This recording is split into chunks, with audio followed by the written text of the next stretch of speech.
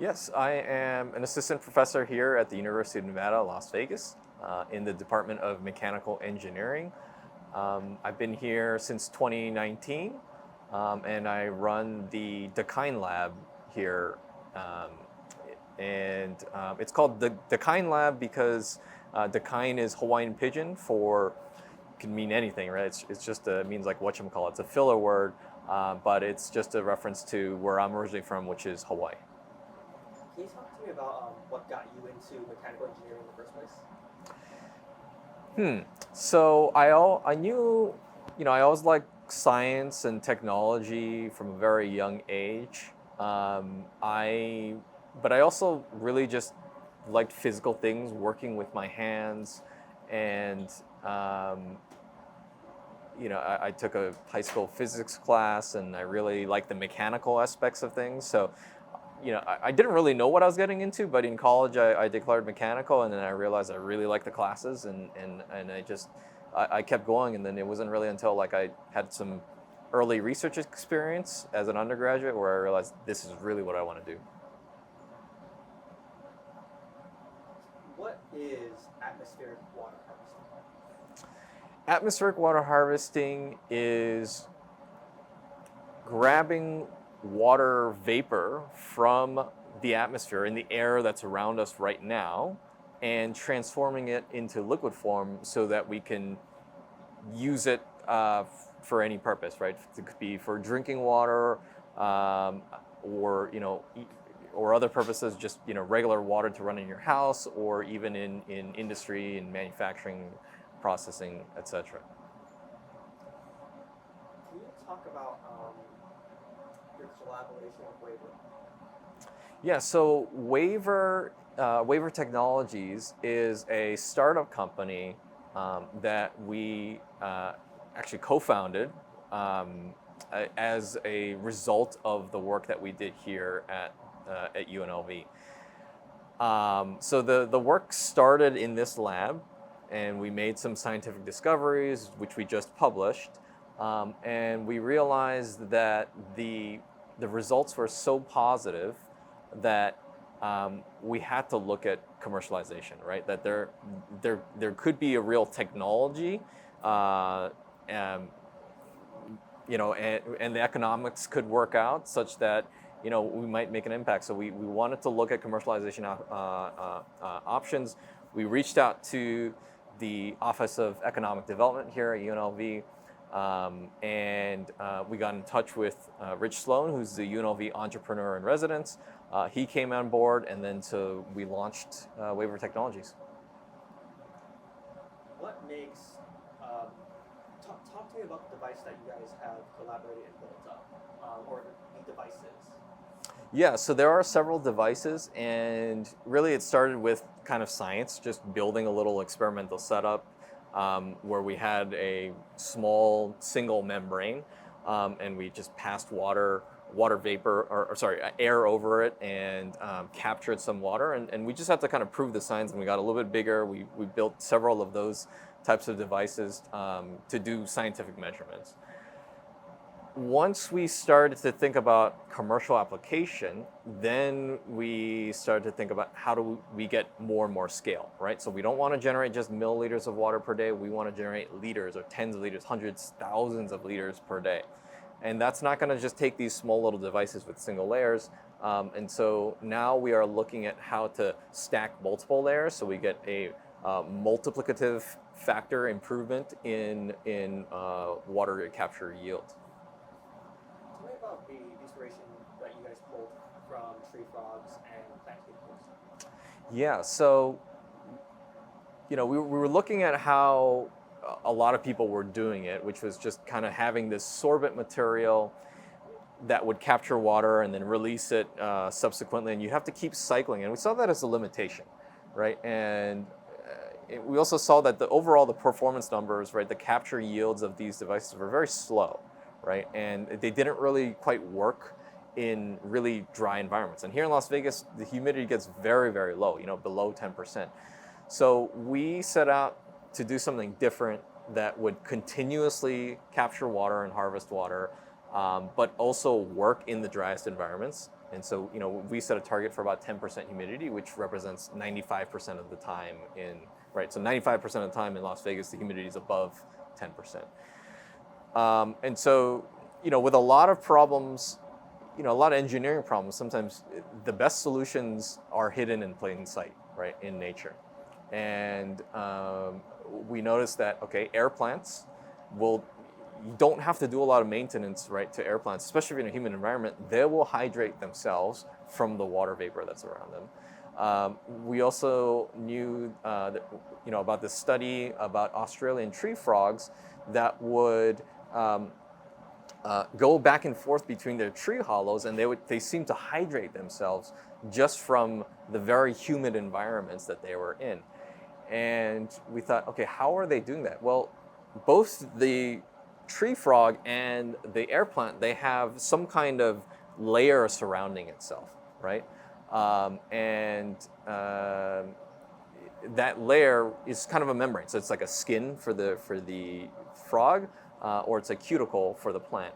And what's inside of that membrane is the extracellular matrix, right? Which is basically some kind of liquid-like solution, which has some salt. And we realized that, okay, if you have a really salty solution, then water vapor will naturally want to go towards that salty solution, right? So in chemistry, we call that the chemical potential, right? So the chemical potential is lower inside a salty solution, or can be lower than what's outside. So we realized, okay, that's the driving force for water vapor to condense inside a salty solution. But we also didn't want to expose the salty solution to the elements because there could be possible contamination from the outside. So we thought about putting a very thin hydrogel membrane, and hydrogel is essentially a polymeric material that is permeable to water, right? It soaks up water.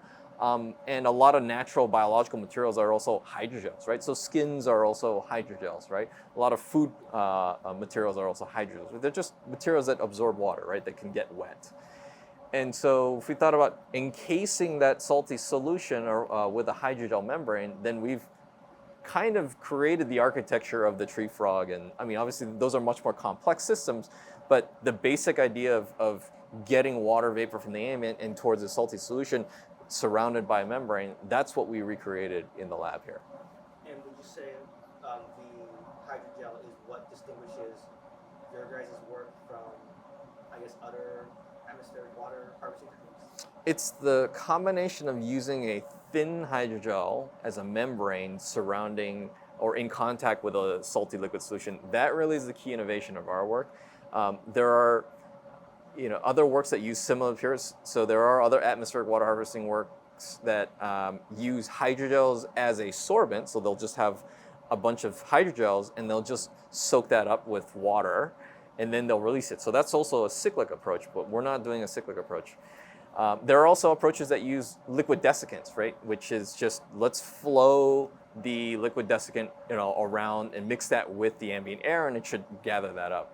But we thought that there's additional complexities with having like sort of an open liquid system, right? So we kind of wanted the best of, the solid sorbent-based approaches, right? Which is that, that cyclic approach, and the liquid approaches, which actually do have high performance. And so we came up with this hybrid approach where it has this solid, thin hydrogel membrane, and then also a liquid desiccant that's that liquid salty solution that's driving the water capture.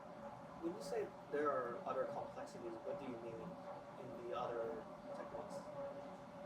I think I was referring to the frog and the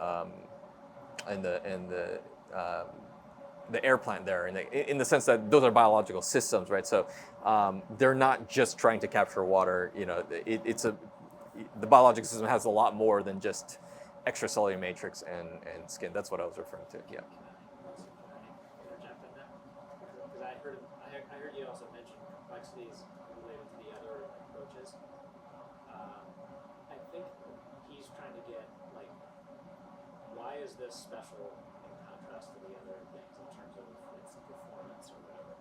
Is that where you're? Yeah, I was wondering. Oh, I think I meant complexities with liquid desiccant approaches. Yeah. Okay. Um, so yeah, with you know, you could just have the liquid desiccant, this really salty solution, and just kind of mix it with the ambient air. Um, but now you have a open liquid, and you have to design sort of fluidic components, right? You have to perhaps spray that desiccant.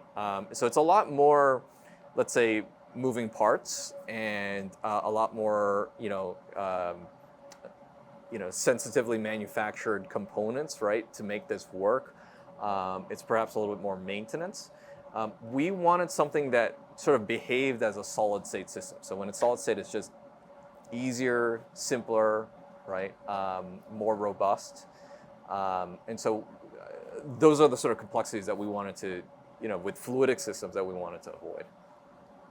And then the other thing is that when you openly mix liquid desiccant with the ambient air, then you leave open the possibility to introduce contaminants from the air to enter into the liquid desiccant, right? And so by having a hydrogel membrane, it acts as a protective barrier from the environment.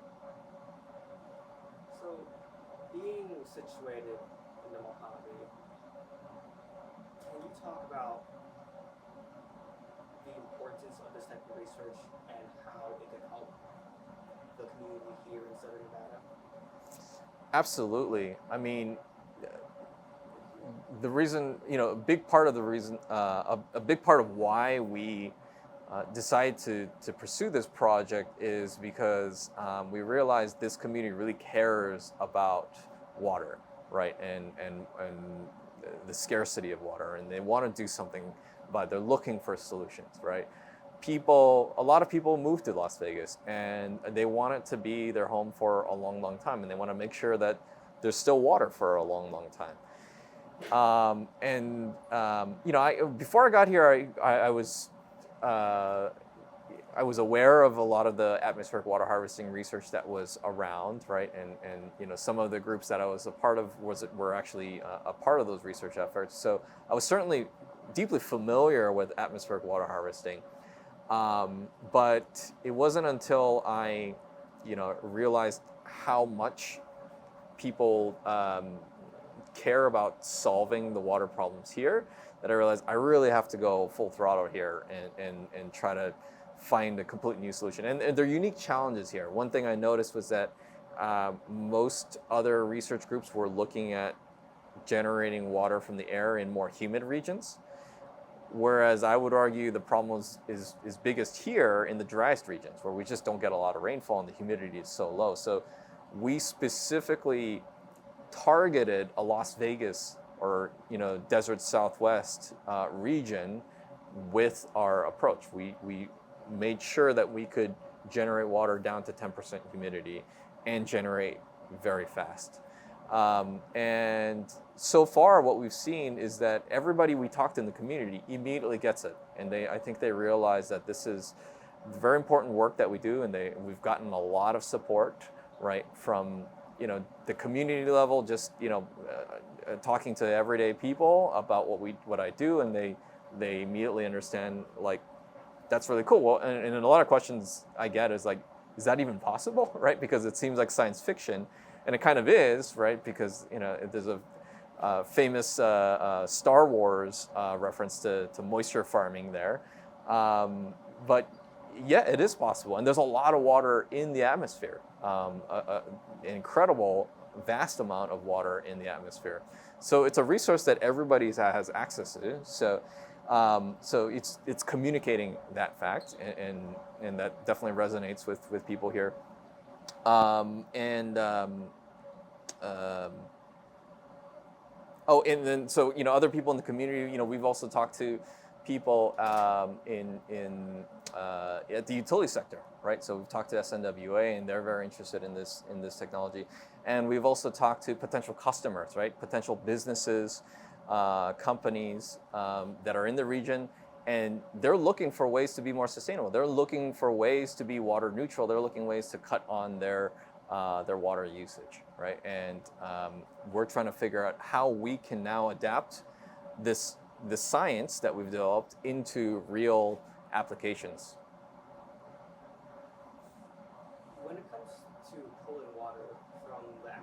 surrounding air, are there any consequences to the nearby environments and how it could be affected? Great question. Yeah, so we are pulling water out of the air. I mean, that's definitely true, but a couple things there. The first one is that we're pulling such a small amount, and there is a vast quantity of water in the air. So one little fact I like to share is that you think about the amount of water Clark County uses in one day. It's on the order of hundreds of millions of gallons per day. You can find all of that water in just 30 feet of air above Clark County, right? And we're really just kind of skimming the surface of the amount of water that's available. The other thing I will note is that just as a society, we generate a lot of water. We emit a lot of water vapor into the atmosphere, and that happens just from cooling towers. It happens from irrigation, right? A lot of our water usage is evaporative, right? It just ends up in the air.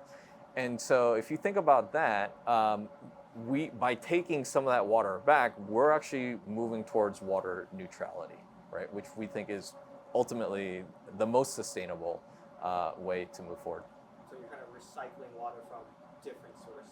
Yeah, in a way, you could think of it as like, we're dumping a lot of water vapor out there, and water vapor, I would argue, is actually, well, it's known as a fact. It's actually much more heat absorbing as a greenhouse gas than carbon dioxide.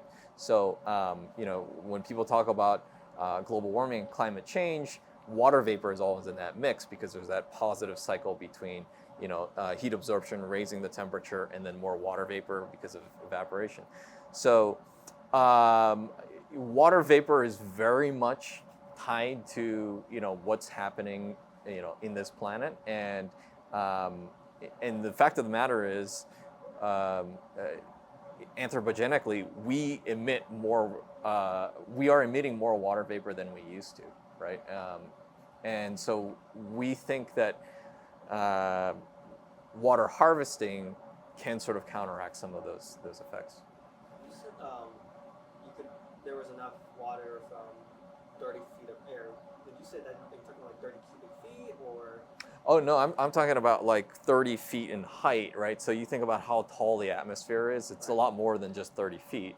But if you just look at Clark County and then above Clark County just 30 feet, that's a volume of air. All that volume of air holds all the water vapor.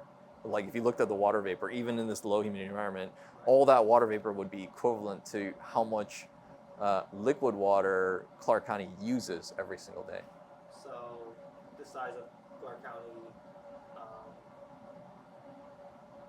is more or less equal to the amount of water 30 feet of. Yeah, I mean, to get mathematical here, it's like the area of Clark County times the height of 30 feet. That volume of air holds hundreds of millions of liquid water, 100 millions of gallons of liquid water. I'm kind of veering off topic a little bit. Did you mention that you grew up in Hawaii or the Midwest? I grew up in Hawaii. I went to the University of Michigan for undergraduate, and then for graduate school I went to MIT, and then I did a postdoc at Princeton for a little bit before I started my career here as an assistant professor. All very different environments from the Mojave. Can you just talk about the experience of making that transition from the very tropical environment in Hawaii to here? Yeah. So I grew up around water, and perhaps I took it for granted, right? For me, just like sweating all the time was just kind of normal, right? And then, when I came here, I didn't realize that humidities this low were actually possible. I didn't know what that felt like, and so the idea of dry heat and not really sweating in the same way that you would sweat in a humid environment was so foreign to me. And I would feel it, just like the dry skin and everything, like this is like really weird. I've always thought about the fact that we live in a weird environment here in the desert. It is unusual for me, and I think it's unusual for a lot of people. A lot of people will talk about how it is so dry here, and some people like it. But that leads me to think about what other issues are there. Why is it dry?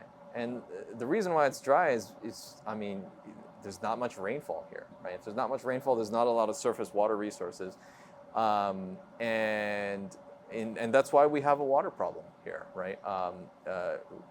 The way water is distributed is through lakes and rivers, right? And so the Colorado River just sort of passes by here, but we have the Hoover Dam, which kind of forms Lake Mead, and that's where we get our water from. And so we're trying to do something that's already kind of difficult inherently, is to build a city, an urban environment where there's not much water.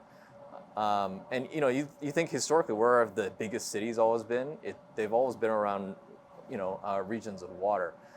And I'm still seeing so much momentum in this amazing city. It wants to grow, and I guess I want to help out, right, in some way. Like, how do we move forward? How do we ensure that we'll continue to have water as we get bigger and bigger? And even with your guys' research and innovation from people around the world, do you think it's kind of almost foolish to build such cities in these type of environments, especially with the growth that a lot of people have experienced in us, Phoenix? I think I don't think building a city or not building a city necessarily is inherently good or bad, right?